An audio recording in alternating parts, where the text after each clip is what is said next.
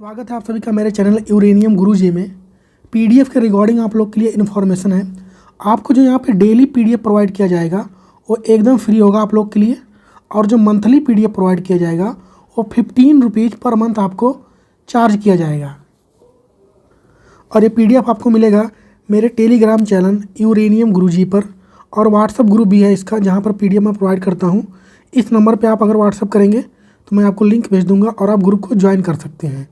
Telegram में और WhatsApp में अंतर यह है कि टेलीग्राम पे जो पिछला सारा पीडीएफ डाला गया है वो सब आपको मिल जाएगा ज्वाइन करते ही, लेकिन व्हाट्सएप में नहीं मिलेगा। जिस दिन से आप ज्वाइन करेंगे उस दिन के बाद से जो मैं शेयर करूँगा वही पीडीएफ आपको मिल पाएगा इसमें व्हाट्सएप में। और यहाँ पर जो आपको पीडीएफ दिया जाएगा वो आपका हिंदी में और इंग्लिश में दोनों ही लैंग्वेज में पूरी तरीके से एक्सप्लेन पीडीएफ होगा वो। तो चलिए स्टार्ट करते हैं आज के डेली करंट अफेयर का सेशन। हाल ही में ऑस्कर अवार्ड 2023 में बेस्ट ओरिजिनल सॉन्ग का अवार्ड किस गाने को मिला है? तो सबसे पहले हम लोग जानते हैं ऑस्कर अवार्ड के बारे में। ऑस्कर अवार्ड का पहले नाम क्या था? अकादमी पुरस्कार। क्या नाम था इसका? अकादमी पुरस्कार के नाम से इससे पहले हम लोग जानते थे। इसकी शुरुआत कब हुई थी? तो 1929 में ऑस्कर अवार्ड की स्टार्टिंग हुई थी। और इस बार जो बोला जाए अगर संस्करण कौन सा था तो 95 नंबर का इस बार एडिशन था। किस गाने को मिला? तो बेस्ट ओरिजिनल सॉन्ग कौन सा हुआ? नाटू नाटू। नाटू नाटू किस मूवी का सॉन्ग है? तो RRR मूवी का सॉन्ग है। इसके डायरेक्टर कौन है? SS राजामौली। SS राजामौली इसके डायरेक्टर हैं। और इस गाने के म्यूजिक डायरेक्टर कौन थे? म्यूजिक किसने दिया था? MM किरवानी। वेरी इंपॉर्टेंट नाम है ये MM किरवानी, क्योंकि इस ऑस्कर अवार्ड को लिया किसने? तो MM किरवानी ने। और इसको गाया किसने? तो दो सिंगर ने मिलकर गाया था। नंबर 1 राहुल सिपलीगंज ने और काल भैरव। कौन से हैं? राहुल सिपलीगंज और काल भैरव ने इस गाने को गाया था। इस बार जो अवार्ड है ये दिए कहाँ पे गए? तो लॉस एंजलस में। लॉस एंजलस अमेरिका में इस अवार्ड को दिया गया। और भारत की तरफ से कौन एज ए गेस्ट थी? तो वो थी दीपिका पादुकोण। दीपिका पादुकोण भारत की तरफ से एज ए गेस्ट उसमें आमंत्रित थी। और भी एक भारत को इस 2023 ऑस्कर अवार्ड में कुल 2 ऑस्कर अवार्ड मिले हैं। तो पहला मिला नाटू नाटू सॉन्ग को, तो दूसरा किसे मिला है? दूसरा मिला है बेस्ट डॉक्यूमेंट्री शॉर्ट फिल्म में। किसको मिला? The elephant whispers. किसको मिला? द एलिफेंट विस्पर्स का। इसकी जो निर्देशक हैं वो कौन है? वो है कार्तिकी। और निर्माता कौन है? गुनीत हैं। तो ये हो गई ऑस्कर के बारे में भारत की इस बार कौन कौन सा अवार्ड मिला। ऑस्कर के बारे में कंप्लीट वीडियो आपका कल शाम तक आ जाएगा, जिसमें इसके एक एक पॉइंट पर हम लोग डिस्कस करेंगे। और अगर ये पूछा जाए कि 2023 ऑस्कर अवार्ड में बेस्ट एक्टर का अवार्ड किसे मिला, तो ये मिला ब्रेंडन फ्रेजर को। किसको मिला? ब्रेंडन फ्रेजर को, इनकी मूवी द व्हेल के लिए। और बेस्ट एक्ट्रेस यानी अभिनेत्री का अवार्ड किसे मिला? तो मिशेल येहो। मिशेल येहो को मिला। इनकी मूवी क्या थी? Everything everywhere all at once.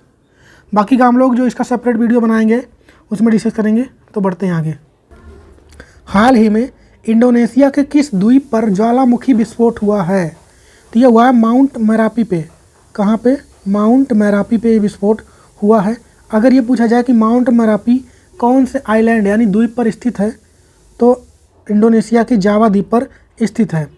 और ये अगर पूछा जाए कि ये कितनी ऊंचाई पे स्थित है, तो 2963 मीटर ऊंचाई पर यह द्वीप स्थित है माउंट मेरापी। ये एक एक्टिव वोल्केनो यानी एक्टिव ज्वालामुखी है। ये आंसर क्या आ जाएगा इसका? आंसर हो जाएगा बी। और जावा द्वीप पर भी इंडोनेशिया का एक शहर स्थित है जिसका नाम है जकार्ता, जो कि इंडोनेशिया की राजधानी थी। और अब इसकी राजधानी को शिफ्ट किया जा रहा है नूसंतारा में। नूसंतारा में, इसको भी ध्यान रखें। और माउंट मेरापी, माउंट सिनाबुंग और क्राकाताओ, ये 3 ज्वालामुखी हैं जो कि इंडोनेशिया में स्थित हैं। और अगर ये पूछे कि 2022 G20 की बैठक कहाँ हुई थी, तो ये भी इंडोनेशिया के बाली में हुई थी। और 2023 का कहाँ पे हो रहा है? तो ये हो रहा है भारत में। कहाँ पे? भारत में। तो इतनी बातें ध्यान रख के बढ़ते हैं आगे। हाल ही में इसरो द्वारा जारी भूस्खलन सूचकांक में कौन सा जिला शीर्ष पर रहा है? तो 2 जिला शीर्ष पर रहा है। एक है टिहरी गढ़वाल, एक है रुद्रप्रयाग। ये दोनों आपको कहाँ पे मिलेंगे? तो उत्तराखंड में मिलेंगे। आंसर क्या हो जाएगा? डी। इस रिपोर्ट को इसरो ने पहली बार जारी किया है। इसमें लगभग 20 साल का डेटा 20 साल के डेटा के अकॉर्डिंग इन्होंने इस रिपोर्ट को जारी किया है। इन्होंने 1998 से लेकर के 2022 तक के डाटा को देख करके इस इंडेक्स को जारी किया है। इसमें यह भी कहा गया है कि लगभग भारत का 12.6% जो एरिया है यह जो है लैंडस्लाइड से प्रभावित रहता है। और मैक्सिमम लैंडस्लाइड से प्रभावित होने वाला राज्य कौन सा है, तो वो है मिजोरम। मिजोरम है नंबर 1 पे, और सेकंड नंबर पे कौन है, तो वो है उत्तराखंड। बात इसरो की है, तो इसरो के बारे में हम लोग जानेंगे। फुल फॉर्म क्या हो जाएगा, इंडियन स्पेस रिसर्च ऑर्गेनाइजेशन। स्थापना यानी फॉर्मेशन होता है 1969 में। हेडक्वार्टर मिलेगा आपको इसका बेंगलुरु में। चेयरमैन प्रेजेंट टाइम में इसके हैं यस सोमनाथ। और इसका मोटो क्या है, space technology in service of human kind. तो इतनी बातें ध्यान रखें यहाँ से आगे। हाल ही में 32वां व्यास सम्मान किसे दिया गया, वेरी इंपॉर्टेंट क्वेश्चन।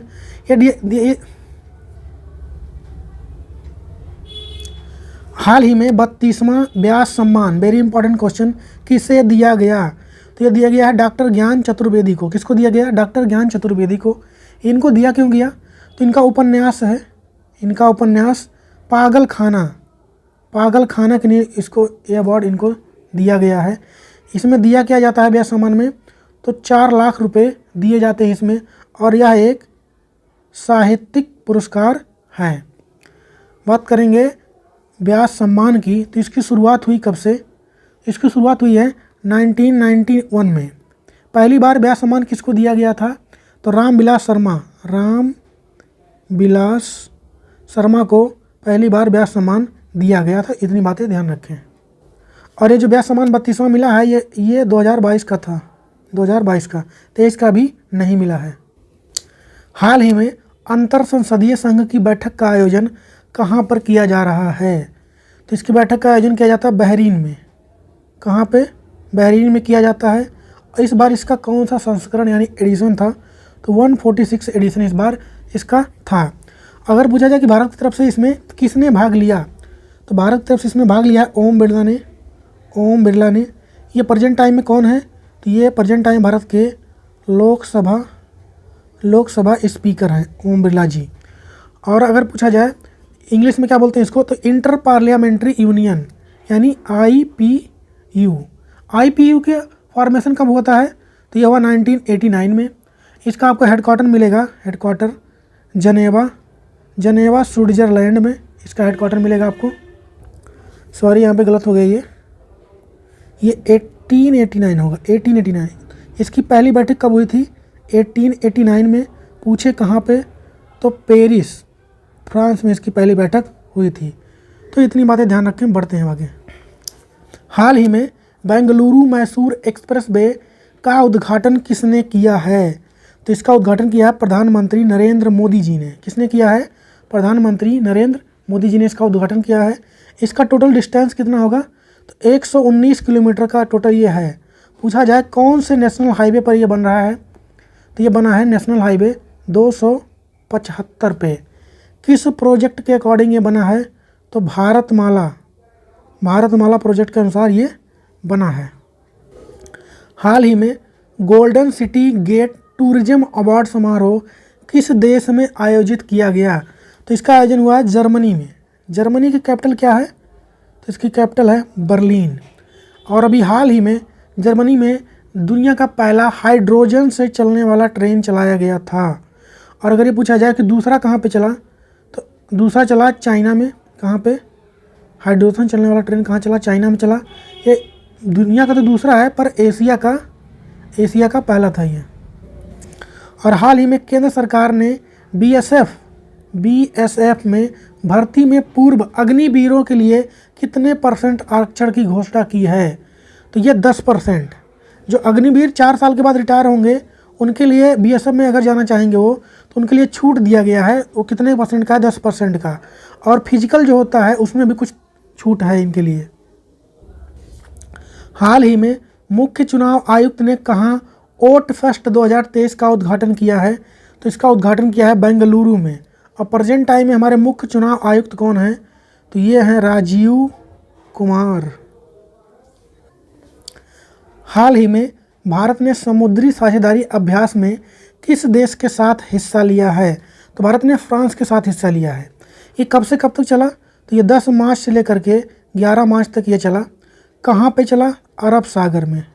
अरब सागर में इसका आयोजन किया गया और भारत की तरफ से इसमें INS सह्याद्री इन्हें इसमें भाग लिया।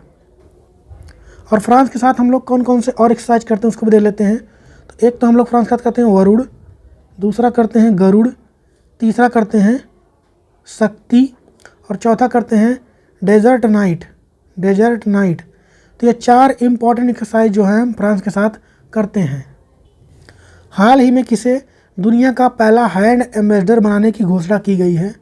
इसका जवाब दीजिए कमेंट बॉक्स में। हम लोग करते हैं कल के क्वेश्चन का रिवीजन। हाल ही में राष्ट्रीय फोटोग्राफी पुरस्कार के तहत लाइफ टाइम अचीवमेंट अवार्ड से किस सेहत प्रदान किया गया है? शिप्रा दास को। दिव्य कला मेले का आयोजन कहाँ किया गया? मध्य प्रदेश, भोपाल में। NPDRR के तीसरे सत्र का उद्घाटन किसने किया? नरेंद्र मोदी जी ने। आरोग्य महिला स्वास्थ्य कार्यक्रम किस राज्य में शुरू हुआ? तेलंगाना। खेलो इंडिया 10 का दम टूर्नामेंट का आयोजन कहाँ किया गया? नई दिल्ली में। फील्ड वर्कशॉप को कमांड करने वाली भारत की पहला महिला अधिकारी कौन बनी है? गीता राणा। और हाल ही में जारी सिटी इंडेक्स 2023 में भारत किस स्थान पर रहा है? तो भारत 5वें प्लेस पर रहा। और हाल ही में 19वीं बिम्स्टेक मंत्री स्तरीय बैठक की अध्यक्षता किसने किया? थाईलैंड ने। और देश का पहला इलेक्ट्रिक तीर्थ यात्रा गलियारा किस प्रदेश में शुरू होगा? ये शुरू होगा उत्तराखंड में। किसको जोड़ेगा ये? तो ये बद्रीनाथ, केदारनाथ, यमुनोत्री और गंगोत्री को जोड़ेगा। टोटल 900 किलोमीटर का ये बनेगा। और भिखारी मुक्त शहर पहल कहाँ पे शुरू हुआ? महाराष्ट्र के नागपुर में। तो यहाँ पे कंप्लीट हो गया आज के डेली करंट अफेयर का सेशन अच्छा लगा है दोस्तों के साथ वीडियो को शेयर करें और अपना और अपनों का ख्याल रखें। मिलते हैं अगले वीडियो में, तब तक के लिए जय हिंद।